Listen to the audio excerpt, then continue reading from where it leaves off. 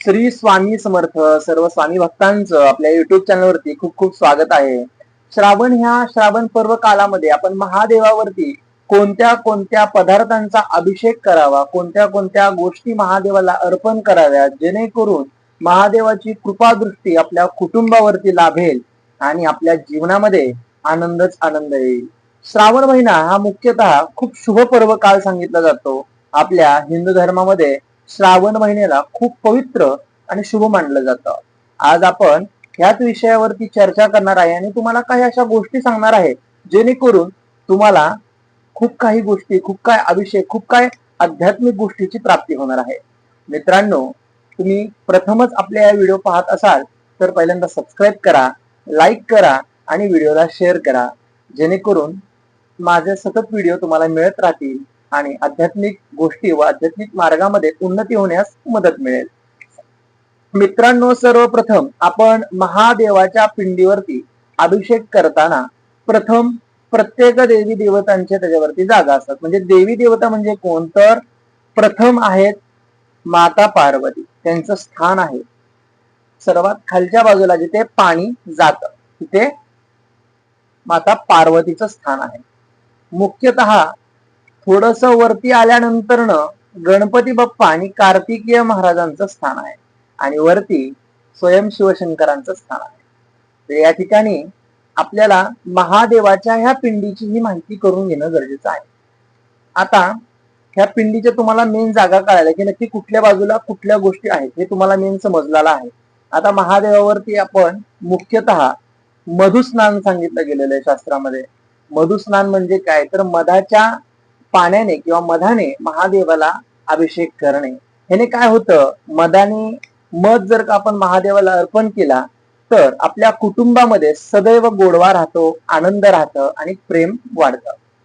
मित्रांनो, दुसरी गोष्ट आहे दधी स्नान सांगितलं गेलेलं आहे. दधी स्नान केल्याने महादेवाला खूप अशा अक्षर पुण्य प्राप्तीची प्राप्ती होते. म्हणजे जेणेकरून तुमच्या हातून जर का एखादा अपराध झाला असेल, तुमच्याकडनं कळत नकळत कोणत्याही प्रकारचा अपराध घडला असेल तर त्याची क्षमाही तुम्हाला मिळते. त्यानंतर तिसरं जे स्नान सांगितलं जातं जे महादेवाला, हे दुधाचं स्नान सांगितलं, त्याला दुग्ध स्नान असं आपल्या शास्त्रामध्ये म्हणतात.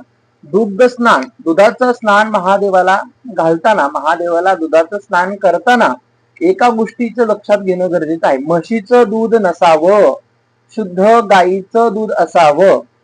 कारण की बरेच लोक म्हशीचं दूध सुद्धा महादेवाला वाहतात, तर ते लक्षात घ्या. ज्यांना माहिती नाहीये त्यांना समजावं म्हणून सांगतो.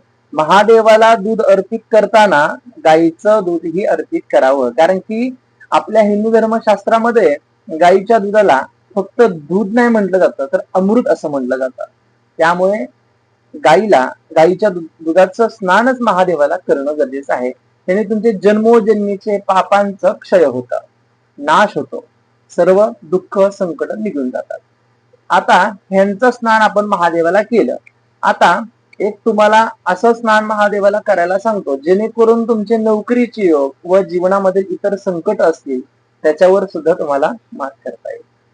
तर आपल्याला कंटिन्यू जे सोमवार आहेत, प्रत्येक सोमवारी एका तांब्याच्या कलशामध्ये दूध, दही, तूप, मध आणि साखर पंचामृत तयार करायचं आहे. त्याच्यामध्ये मुख्यतः सातू, तीळ हे टाकायचं आहे. बऱ्याच लोकांना पितृदोष असतो असं म्हणतात. मग पितृदोषांनी त्रस्त असलेल्या लोकांनी काय करावं, तर सातू, तीळ हे सुद्धा त्यासोबत महादेवाला अर्पण केल्याने बऱ्याचशा गोष्टी होतात. तुमच्या पितरांची संतुष्टी होते. तुम्ही जे पुण्यकर्म करता त्यामध्ये एक वाटा तुमच्या पितरांना सुद्धा मिळतो. आणि पित्र जर का एकदा प्रसन्न झाले की मग तुमच्या जीवनामध्ये जितके संकट आहेत, जेवढा संघर्ष आहे, त्यामध्ये तुम्हाला भरपूर हा फरक दिसेल. तुम्ही हा श्रावण महिना ह्या गोष्टी एकदा करून तर पहा, मग तुम्हाला समजेल नक्की किती फरक पडतो तुमच्या जीवनामध्ये, किती फरक पडतो हे तुम्हाला त्याच्यावरनं नक्कीच कळेल. मित्रांनो, आपल्या चॅनलवरती भरपूर असे आध्यात्मिक टॉपिक, आध्यात्मिक माहितीवरती मी व्हिडिओ बनवलेले आहेत. तुम्हाला जर का हा व्हिडिओ आवडला असेल, तुम्ही बाकीचे व्हिडिओ सुद्धा पाहू शकता. आपल्या चॅनलवर व्हिजिट करा आणि जास्तीत जास्त शेअर करा आणि कमेंट मध्ये हर हर महादेव अशी कमेंट करा. भेटूयात परत एका नवीन व्हिडिओ मध्ये. श्री स्वामी समर्थ. हर हर म्हणा महादेव महादेव.